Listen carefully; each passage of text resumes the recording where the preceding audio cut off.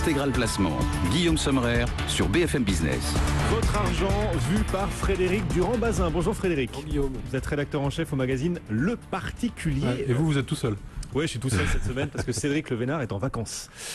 Tiens, certains de nos téléspectateurs voudraient optimiser la fiscalité environnementale. Ils nous demandent comment monnayer leur certificat d'économie d'énergie. Ça se monnaie un certificat d'économie d'énergie? Déjà, on va expliquer ce que c'est. Surtout, on va d'abord expliquer à nos auditeurs que aujourd'hui, faire des travaux d'économie d'énergie, ça peut rapporter de l'argent. Alors, il ne s'agit pas d'installer des chauffe-eau solaires ou des panneaux photovoltaïques dont vous allez revendre l'électricité à EDF. C'est un peu différent. Donc, aujourd'hui, il faut revenir à l'origine de ce dispositif. Donc, il faut revenir à ce qu'on appelle la loi POP, qui est la loi de programme sur les orientations de la politique énergétique de 2005, qui oblige en fait les fournisseurs d'énergie à faire des économies d'énergie, justement. Et ils doivent rendre des comptes tous les 3 ans. Il y a un programme triennal et tous les 3 ans, ils doivent dire à l'État, voilà le montant des économies d'énergie que j'ai fait ou que j'ai fait faire à mes clients. Et si jamais ils sont pas dans les clous de ce qui a été négocié au moment du début de ce programme triennal, ils doivent acquitter une pénalité. Et cette pénalité, elle est quand même assez lourde parce que c'est 2 centimes par kilowattheure cumulé, actualisé, ce qu'on appelle les kilowattheures CUMAC, manquants. Donc, pour arriver à ce fameux quota, les entreprises ont le droit d'acheter ce qu'on appelle des certificats d'économie d'énergie. Donc ils peuvent les acheter aux particuliers qui ont fait eux-mêmes des travaux d'économie d'énergie ou qui ont acheté des équipements économes justement en énergie. Oui, c'est la loi POP. C'est la loi POP. Ne pas confondre avec le pape, rien à voir. Rien à voir. Vous avez vu, c'est bien avant quand même la démission de notre pape. Eh bien voilà, pour une fois l'État a été précurseur avec cette loi POP.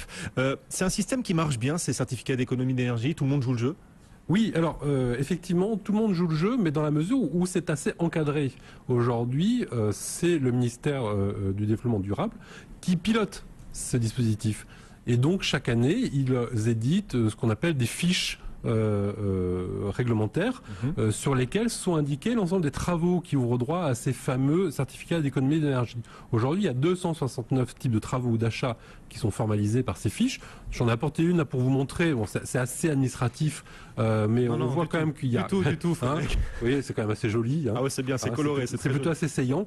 Et par contre, ça récapitule l'ensemble des données techniques qui sont concernées par ces travaux. Et il faut savoir que sur les 269 types de travaux ou d'achats, il y en a à peu près 75 qui concernent les logements, donc qui concernent directement nos auditeurs, les particuliers.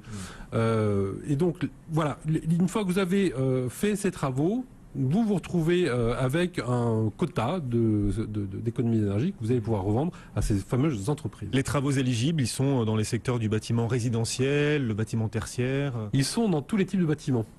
Ils sont dans tous les types de bâtiments, donc y compris les logements, et pour les logements, donc ce qui concerne nos auditeurs, à la fois pour les maisons individuelles, à la fois pour les logements collectifs, les appartements en copropriété notamment.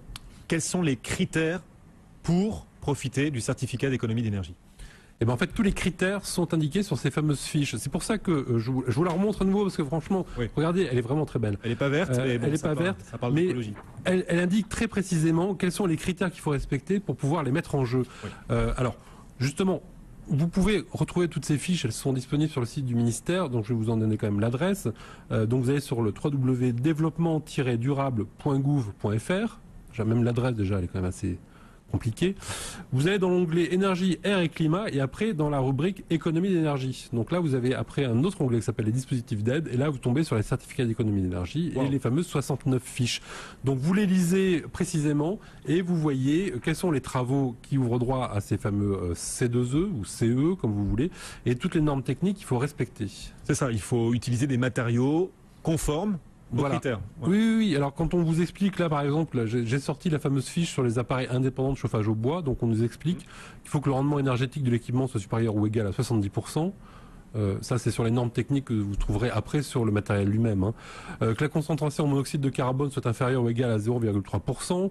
Et ça vous donne les fameuses normes NF. Donc pour les poêles, c'est NF, EN, 13240. Bon, c'est assez technique, mais après, avec cette fiche, vous allez vérifier sur la fiche du matériel et puis vous voyez si vous êtes dans les clous ou pas. L'achat de lampes à LED, par exemple, ça peut faire partie aussi des travaux d'économie d'énergie? C'est nouveau. Effectivement, ça évolue tous les ans ces fameux travaux, et donc il y a un nouveau il y a un nouveau train de travaux qui ont été publiés en début d'année. Donc effectivement, il y a l'achat de lampes à LED. Pourquoi ? Parce qu'une lampe à LED, ça produit ça consomme moins d'électricité que les fameuses ampoules à incandescence qui sont obsolètes, mais également moins que les fameuses ampoules à économie d'énergie qu'on connaît aujourd'hui et qui sont distribuées dans tous les magasins. Il y a ça, il y a par exemple l'obtention d'un des labels haute performance énergétique. Si vous obtenez ce label, vous avez le droit également à des certificats d'économie d'énergie. La rénovation de l'éclairage extérieur de bâtiments privés, etc. Voilà. Donc c'est ce nouveau train de dispositifs qui sont plutôt assez attractifs. Alors maintenant, Frédéric, grâce à vous, on connaît tous les dessous des certificats d'économie d'énergie. Ça devient presque sexy. Mais comment on les monnaie, ces certificats ? Comment on peut gagner de l'argent avec ces certificats ? Alors, on parlait en début de cette intervention du fait que les entreprises vont vous les racheter parce qu'elles en ont besoin. Alors, ces aides, elles peuvent prendre plusieurs formes. Vous avez d'abord les premiers gros distributeurs d'énergie qui sont à la fois distributeurs d'énergie et les grandes surfaces. Donc c'est Auchan, Leclerc notamment. Donc ils vont vous inscrire à un programme d'économie d'énergie, vous allez directement sur leur site. Et là, si vous suivez bien toutes les indications, vous faites bien les travaux, à la fin de ces travaux, la grande surface va vous donner des bons d'achat. D'un montant qui est quand même assez attractif. Alors ça, c'est la première chose. Il y a d'autres dispositifs où, cette fois, on va vous faire des prêts bonifiés. Donc ça, c'est plutôt EDF ou GDF. Ils vous font des prêts pour installer vos dispositifs. C'est des prêts à taux compétitifs. Mais il faut faire attention parce que des fois aussi, il va vous monnayer votre certificat en vous faisant des conseils gratuits. Alors là, c'est difficilement quantifiable. Nous, on conseille plutôt de fuir ce genre de dispositif parce que là, le gagnant, ça sera vraiment EDF et ce sera certainement pas vous. Ouais. Et puis, il y a un petit nouveau qui est arrivé et qui vous propose cette fois carrément de racheter, de monnayer, vraiment de vous donner une somme d'argent. Donc évidemment, il faut que je retrouve son nom, c'est Avia. Voilà, donc c'est le distributeur, c'est le fournisseur d'énergie Avia. Via son intermédiaire qui s'appelle, c'est la société qui s'appelle Prime Énergie. Et donc cette fois, il va vraiment vous acheter vos certificats d'économie d'énergie en somme sonnante et trébuchante. Petit cours de maths appliqué, Frédéric. Voilà, je suis un particulier et je veux par exemple vendre mes certificats d'économie d'énergie, les monnayer. Comment je fais pour calculer leur valeur et le prix auquel je peux les monnayer ? Bon, alors je vous rassure, les entreprises ont fait ce travail. D'abord, les entreprises ont fait ce travail pour vous, c'est-à-dire que vous ne pouvez pas négocier les prix. Ah bon. Par exemple, chez Leclerc, chez Auchan, j'ai sorti un exemple. Quand vous installez un appareil indépendant de chauffage au bois, donc soit une cheminée, un insert ou un poêle, Leclerc ou Auchan vont vous offrir 174 € si vous êtes situé dans ce qu'on appelle la zone H1, qui est la zone la plus froide, et jusqu'à 96 € si vous êtes dans la zone la plus chaude. Donc, par exemple, si vous êtes sur le pourtour méditerranéen. On découvre les chiffres à l'antenne pour ceux qui nous regardent en télévision. Voilà, alors ça c'est des chiffres effectivement qui montrent bien qu'il y a un décalage entre la valeur de ce que vous propose aujourd'hui Auchan et Leclerc et sa vraie valeur, parce que quand même vous pouvez vérifier si vous vous faites un peu avoir ou pas. Alors vous faites un peu avoir. Ah oui. Hein. Bon. Pas non plus dans les grandes largeurs, mais enfin vous faites un peu avoir, parce que quand même ces chiffres-là, à 174 € pour le chauffage au bois, ça sort pas non plus de l'imagination délirante du service marketing de chez Leclerc. Il s'est basé quand même sur ces fameuses fiches dont on a parlé tout à l'heure, qui indiquent systématiquement en fin de fiche le montant des kilowattheures CUMAC concernés par ces travaux. Donc ce qui veut dire que vous avez le montant des kilowattheures CUMAC d'un côté, vous savez que, ou vous ne le savez pas, je vous l'apprends, que ces kilowattheures CUMAC ont un cours. Ils sont échangés régulièrement, toutes les semaines, tous les mois. Il y a une base de données pour... Il y a une base de données qui s'appelle EMI, E2MY. Donc vous allez sur www.emi.fr, faites l'onglet cotation, et vous voyez le cours du kilowattheure CUMAC. Donc c'est la valeur d'échange, c'est comme une petite bourse, hein, c'est exactement de la même manière, mais c'est le jeu de l'achat et de la demande, enfin de l'offre et de la demande. Donc nous, quand on a fait l'enquête, le kilowattheure CUMAC était à 0,497 centimes d'euros. Aujourd'hui, il a un peu baissé, il est à 0,397 euros centimes d'euros. Donc vous multipliez ce montant par la valeur en kilowattheure CUMAC que vous avez sur votre fiche. Donc je reprends ma fameuse fiche là sur les appareils de chauffage au bois. On voit qu'en zone H1, c'est 58 000 kilowattheures CUMAC. Si vous la passez par les 0,397 centimes d'euros, on tombe à une valeur théorique du certificat que j'ai oublié, mais que je vais retrouver tout de suite, voilà, qui est de 230 euros. Bon, on voit l'opération que chacun doit faire pour savoir à quelle valeur il peut vendre ses certificats. Et vous avez compris, 230 euros versus 174. Ouais. Bon. Leclerc se met un peu d'argent dans la poche. De côté, c'est clair. Donc maintenant, on sait vraiment à quel prix monnayer nos certificats d'économie d'énergie. Très bien. À qui peut-on céder nos certificats? À qui peut-on les vendre? Avec qui peut-on les monnayer? Alors, comme je vous l'indiquais tout à l'heure, vous allez pouvoir d'abord les monnayer avec ces fameux distributeurs.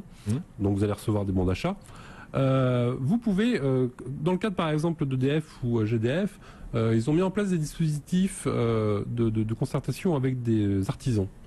Donc c'est les artisans partenaires EDF ou GDF, quand ils vont venir faire les travaux d'économie d'énergie chez vous, ils vont vous proposer effectivement de les négocier.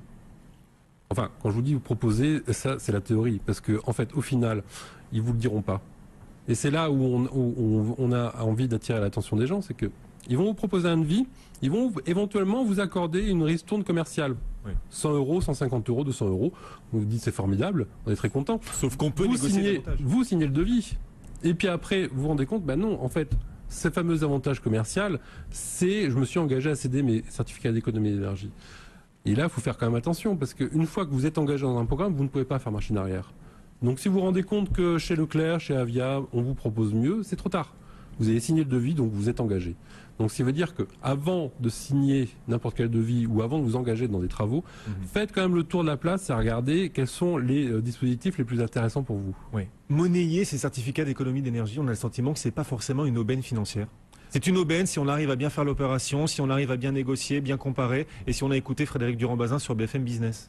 C'est pas facile. C'est là-dessus qu'on veut vraiment attirer l'attention et de vos auditeurs et de nos lecteurs, c'est que c'est un dispositif qui existe quand même depuis 2005. Je défie la plupart des auditeurs. C'est le défi. Défi du jour. Le défi du jour, c'est est-ce que vous avez vraiment négocié vos certificats d'économie d'énergie? Est-ce que quand vous avez négocié ton certificat d'économie d'énergie? Toi, ami auditeur, je vous regarde dans les yeux. Est-ce que vous avez vraiment négocié vos certificats? Je suis persuadé que tous les travaux qui ont été faits depuis 7 ans, désormais, on va dire 5% des gens ont réussi à obtenir une contrepartie financière à leurs travaux. Mais pourquoi? Mais par ignorance, tout simplement, parce que ce dispositif, il n'est pas connu des gens.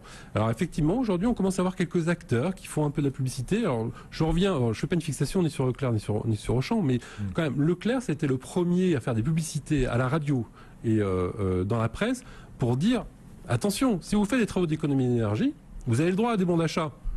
Donc ça a commencé à faire prendre conscience aux gens que finalement, ça pouvait rapporter un peu d'argent. Suivant le type de travaux, ça finance quand même de 5 à 40% du montant des travaux. C'est quand même loin d'être négligeable. D'autant plus que c'est des travaux qui sont quand même souvent assez coûteux.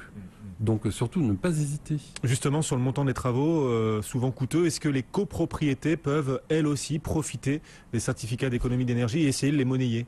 Alors c'est ça qui est terrible, c'est que il y a une petite enquête qui a été faite auprès des syndics professionnels.